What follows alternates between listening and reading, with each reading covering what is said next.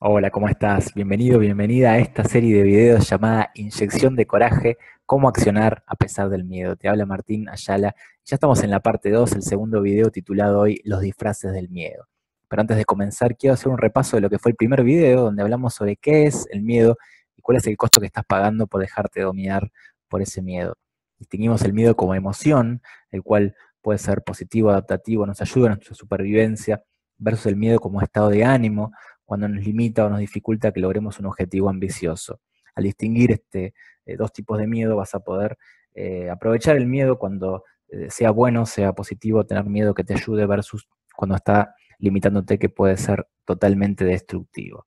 Antes de presentar los 10 disfraces, quiero mandarle un saludo y agradecerle mucho a mi colega, a mi socia, a mi amiga Ana Cecilia Vera, con quien hemos trabajado durante muchos años, en particular mucho en el proyecto Yo Soy Mi Jefe, donde ayudamos a muchas personas a la que logren la independencia profesional, emocional, financiera y que tengan un emprendimiento que les apasione y puedan vivir libres desde ese emprendimiento.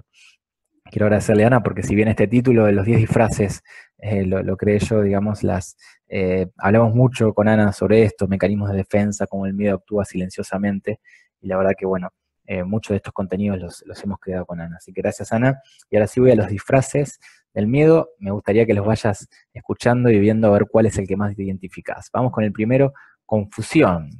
La confusión, bueno, es uno de los disfraces importantes porque cada uno de estos disfraces lo que hace es impide o dificulta que accionemos, que salgamos de nuestra zona de confort, que vayamos por ese objetivo ambicioso porque nos da miedo tenerlo o nos da miedo no tenerlo, fracasar en el camino, que puede ser también otro de los grandes miedos que tenemos. Entonces, no actuamos, no hacemos nada. Y bueno, la excusa que tendríamos es que estamos confundidos, por eso no accionamos. Y en realidad no es que decimos tengo miedo, sino, bueno, estoy confundido. Cierto grado de confusión, a ver, es normal, o sea, y está bueno, no quiero decir que no, no convengan tener un rumbo, tener un propósito claro, de hecho es una de las cosas que enseñamos que es más importante tener, para el que no sabe dónde va no hay vientos favorables. Ahora, ¿qué pasa? Cuando nos quedamos mucho tiempo en la confusión, termina siendo destructiva. Ya si hace mucho tiempo que estás confundido y es algo que no se resuelve, hay que empezar a pensar si realmente es un problema de confusión o estás usando la confusión como excusa para no accionar y ahí lo que está operando es realmente el miedo. Muchas veces utilizamos problemas, tenemos determinados problemas que nos conviene tenerlos, porque justamente que si resolviéramos esos problemas tendríamos que enfrentarnos a algo que nos da mucho temor. Entonces nos conviene tener ese problema no resuelto, como para decir, bueno, es por esto que no acciono y tener una excusa justa que nos deje tranquilos. En esto es experto el miedo y especialmente en personas muy inteligentes termina pasando esto, porque la inteligencia también resulta útil para sabotearse.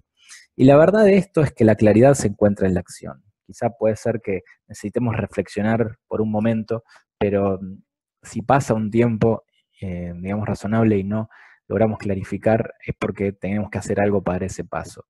Hay una frase que dice, bueno, da el primer paso con fe, no necesita que veas todas las escaleras, avanza hasta donde puedas ver, cuando llegues ahí verás cómo llegar más lejos. Entonces, la claridad se encuentra en el andar.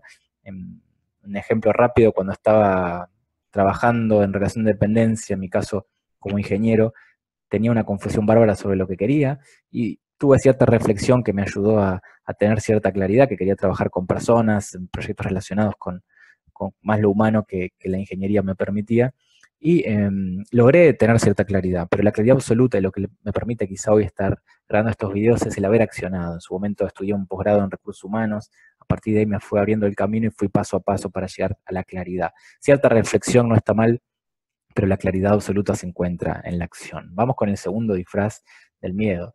Dispersión, desorden, falta de constancia, puede también relacionarse con el primero, porque a partir de la confusión podemos estar dispersos también. Esto es como intentar acelerar un auto que tiene el freno de mano puesto, el miedo hace eso. Por un lado tenemos ganas de hacer, tenemos cierta motivación, algo que nos tira hacia adelante, y por otro lado el miedo nos frena. Entonces, bueno, se produce como ese conflicto interno que hace que, bueno, que avancemos, que demos un paso hacia adelante, dos pasos hacia atrás, y no estemos constantes en nuestros objetivos. Si ves que te pasa esto, puede ser un hábito, simplemente dedicar un tiempo a organizarte, o quizás si ha pasado mucho tiempo, digamos, y seguís disperso, desordenado, quizás estés usando también este problema como excusa para no enfrentar el miedo que si avanzaras tendrías miedo a las consecuencias de lo que pueda pasar. Número 3, postergación. Postergación, cuando se vuelve un hábito, también llamado el hábito de la procrastinación, significa retrasar o demorar la acción de algo. Puedo querer hacer algo mañana, podía haber querido grabar este video y quizá lo hubiera postergado encontrando una excusa de que no era el momento, de que no tenía una buena conexión, de que no era mi mejor momento en mi voz. Sin embargo, decidí hacerlo de todas maneras. En cambio, el que posterga encuentra una buena excusa para no hacerlo. Y de hecho, las personas que postergan tienen una gran capacidad creativa, porque hay que encontrar una excusa que sea razonable y que nos convenza a nosotros mismos de que vale la pena no hacer esto para dejarlo para más adelante. Y cuando pasa el tiempo seguimos postergando y postergando, cada vez tenemos que ser más creativos en las ideas y en las razones por las cuales postergamos. Ahora, muchas veces eh, es el miedo la razón por la cual no lo hacemos, porque no queremos enfrentarlo. Tenemos ganas de hacerlo, asociamos placer con hacerlo porque nos va a dar acercar a nuestro objetivo y eso es placentero, pero también está la posibilidad del dolor de fracasar, de que no nos funcione, de que nos rechacen determinadas personas, entonces cuando el dolor es mayor al posible placer, terminamos postergando la acción. Y muchas veces la razón es la que terminamos inventando, pero detrás de eso está el miedo justamente a ese posible fracaso. El número 4 es similar y quizá puede ser aún más fuerte que el número 3, es el auto boicot, cuando directamente nos saboteamos en algún objetivo que queremos. Imagínense que voy a dar una presentación, una conferencia y cuando llego ahí me doy cuenta que me olvidé las filminas de lo que iba a presentar, entonces quedo blanco, no puedo dar esa presentación que tanto quería. Por un lado la quería, pero por otro lado hay una parte de mí que asociaba mucho peligro con hacerla, una parte obviamente, bueno, subconsciente, que me hizo que me olvidara. Muchas veces esos olvidos, actos fallidos, son determinadas conductas inconscientes que vienen de ahí, de un miedo profundo a que hacerlo sea peor que no hacerlo. Por más que quiero hacerlo y es algo que digo, wow, me encantaría esto, podría ser fantástico, si lo hiciera mal, podría ser un gran peligro y ese peligro a veces es visto como peor del éxito que podría tener si realmente lo hiciera. Entonces, en ese caso, nos auto boicoteamos. Vamos al número 5. El número 5, tener todo bajo control, el perfeccionismo. Lo hago, es el intento de buscar una situación perfecta en la cual minimice mi miedo. Si todo es perfecto, quizás ahí no voy a fracasar. Entonces, las personas perfeccionistas vienen de ahí, quizá el miedo al rechazo de alguien, entonces buscan tener todo bajo control, todo perfecto, cosa que ahí no haya posibilidad. Esto es una ilusión, obviamente que la perfección no existe, ni siquiera vale la pena. Además, porque tener todo bajo control es algo que requiere un esfuerzo sobrehumano y que ni siquiera es lograble. Es como querer agarrar el agua con la mano, se te va a escapar entre los dedos porque la vida es así, la vida fluye, la vida es incontrolable y cualquier cosa que uno planifique puede pasar en un momento que uno menos lo espera, puede pasar algo. Son demasiadas variables para controlar. Y lo peor es, como decía, que no vale la pena, porque el tener todo bajo control nos lleva a una vida sin pasión, porque la pasión justamente viene de aquello que es incierto, justamente dejarse sorprender por la vida, fluir con la vida y confiar en el proceso de la vida que nos va a dar lo mejor. Si no estamos intentando, digamos, crearnos más sabio que la vida y vamos a limitar nuestra experiencia de lo que podemos lograr.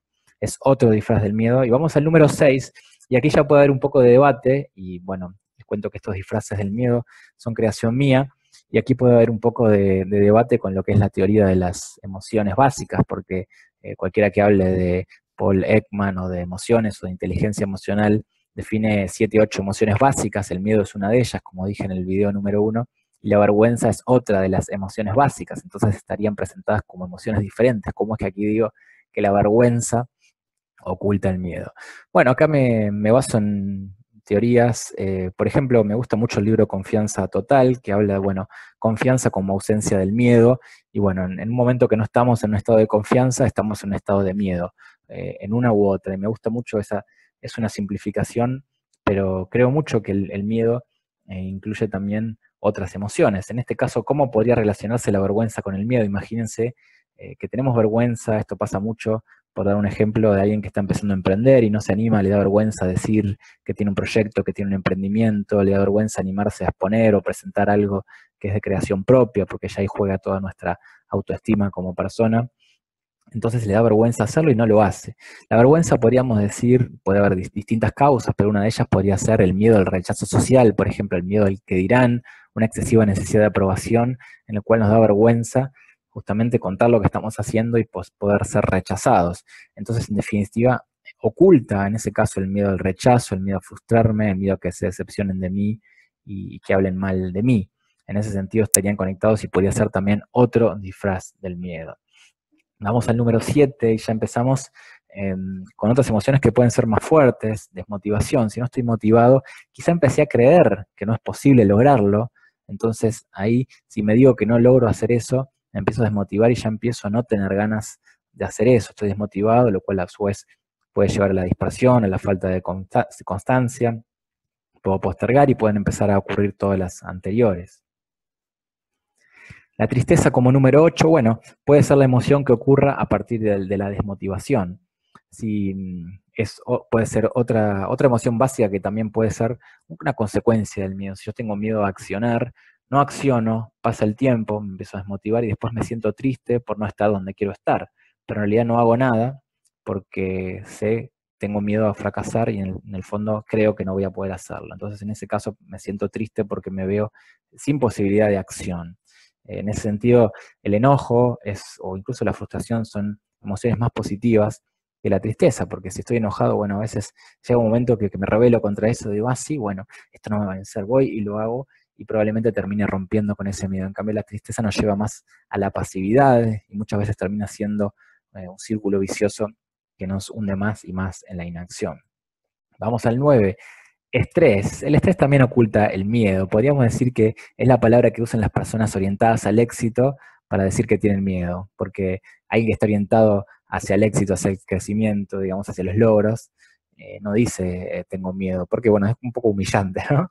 En cambio dice, no, estoy estresado, tengo mucho para hacer, y el estrés es una manera que oculta el miedo a tomar una decisión importante, porque ¿qué pasa? Que tenemos tanto para hacer que ¿por qué no tomamos una decisión que nos ayude a delegar, a dejar algo de lado? Y no, es que si para esto no lo puedo dejar, no le puedo decir que no. Y bueno, ¿y qué pasa si le decís que no? Se va a enojar, ¿y qué pasa si se enojan? Y bueno, pierdo un cliente, y ahí me quedo sin dinero, y ahí me fracasé. Entonces siempre, en ese caso, el estrés ocultaría el miedo al fracaso. Es una persona que no se permite tomar una decisión que la saque de ese estado de estrés. Entonces está el miedo a esa decisión que quiere tomar. Y el número 10, que puede ser el más fuerte, parece difícil de creer, pero es no sentir nada, la indiferencia. ¿Por qué es el más fuerte? Porque el deseo se puede completamente inhibir, yo no siento nada, no solo que no siento miedo, no siento nada directamente, tampoco estoy desmotivado, por eso es que estoy indiferente ya, ni siquiera tengo ganas de lograr el objetivo. Supongamos que tengo ganas de independizarme, tener mi negocio, empecé, como decía, a desmotivarme, empecé a creer que no es posible, empecé a no ver posibilidades, asocio mucho dolor con hacerlo porque hay más posibilidades de fracaso que de éxito, entonces directamente después, como todo eso produce dolor, cuando pasa el tiempo un mecanismo de defensa puede ser dejar de desearlo directamente. O sea, el miedo llega un momento que inhibe el deseo. ¿Por qué? Porque requiere coraje desear. Si yo algo no lo creo posible, mejor no desearlo, porque si yo lo deseo, no lo voy a tener, según esa creencia limitante, y me voy a decepcionar mucho, porque ya el hecho de tener una expectativa crea posible decepción. De hecho, la expectativa alta es el primer paso de la decepción, y probablemente me decepcione si es algo que yo no crea que pueda lograr. Entonces directamente prefiero olvidarme el objetivo, hacer de cuenta que no lo quiero, seguir adelante con mi vida. Obviamente que eso dentro de mí crea un gran dolor, porque en el fondo sigo queriendo ese objetivo por más que haga un esfuerzo por creer que no lo quiero. No estoy siendo quien en definitiva, demostrando ser quien soy, porque en el fondo de mi identidad está ese deseo que estoy tratando de convencerme de que no lo quiero, y puede ser totalmente destructivo. Bueno, hasta acá los 10 disfraces del miedo. Me gustaría dejarte como ejercicio que pienses, que medites este video, que lo puedas ver una y otra vez, a ver en cuál de los disfraces, cuál o cuáles puede estar controlándote el miedo, manipulándote sin que nos demos cuenta. A partir de esto empezamos a tomar conciencia de cómo nos controla el miedo, que te des cuenta de esto es el primer paso para cambiarlo, y en los próximos videos vamos a seguir adelante con este tipo de ejercicios y después ver cómo podemos arrancar el miedo de raíz, pero todo empieza con conocerlo y entender su estrategia. Muchas gracias por ver este video, nos vemos en el próximo, espero que te haya sido de utilidad y hasta la próxima. Gracias, chau chau.